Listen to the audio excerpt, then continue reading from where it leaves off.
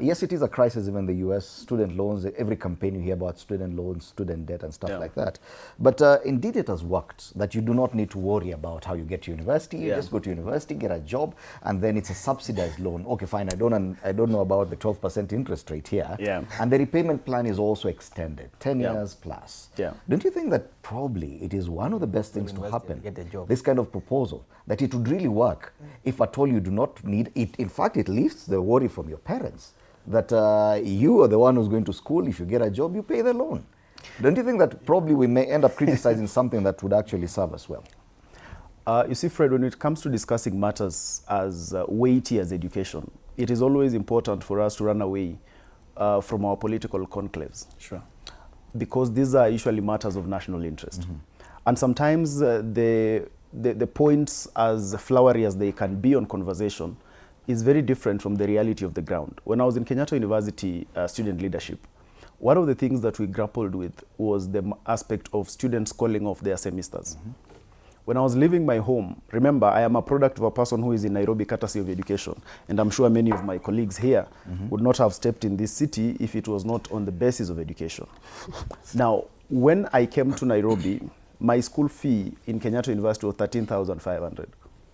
because I was a sponsored student. And I thought that was very affordable.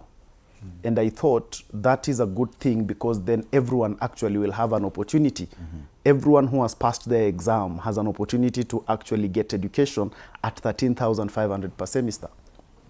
When I got to Kenyatta University and joined, got the privilege of joining the student leadership, one of the shocks on my face was that students who are calling off semesters were not in their majority the ones on the parallel program, but the ones who are actually government sponsored. Who are paying even less. Meaning those were the students who are actually paying 13,500.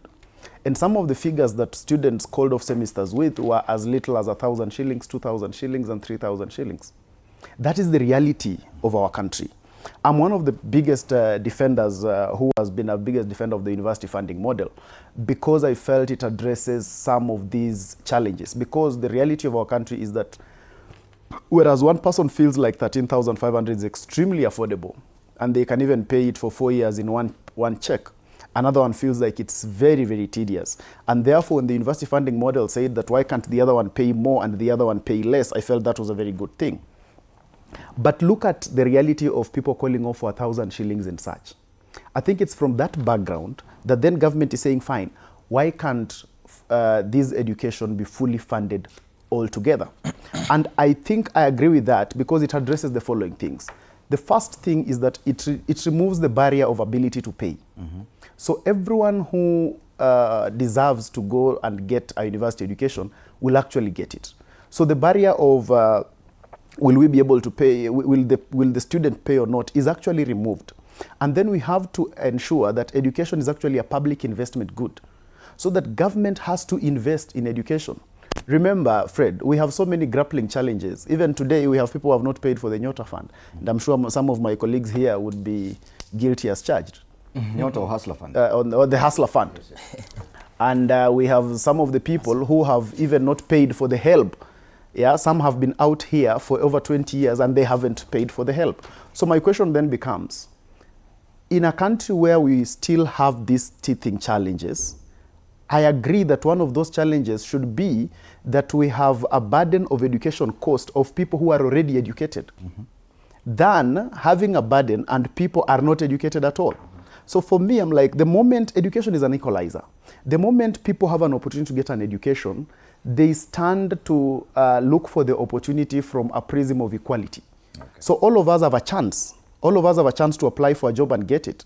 But if we are able to ensure that already we are doing gatekeeping so that some people will even never get that chance, I think it's not quite equitable. So for me, I feel like for as long, if this can be able to ensure that everyone can be able to get an education, then we can grapple with the challenge of paying. Then the discussion probably should be on the interest rate. 12% commercial rate, don't you think that's a bit punitive for any such loan? Yeah, I also feel like the percentage is high, but I'm also looking at the repayment period as well.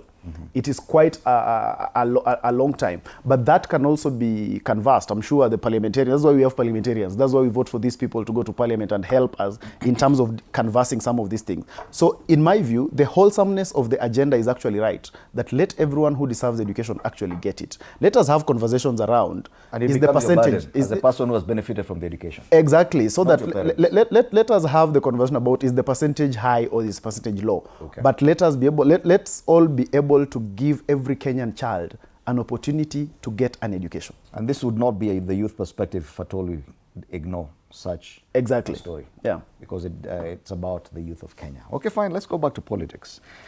And a lot has been happening this week, especially on the side of the united alternative government.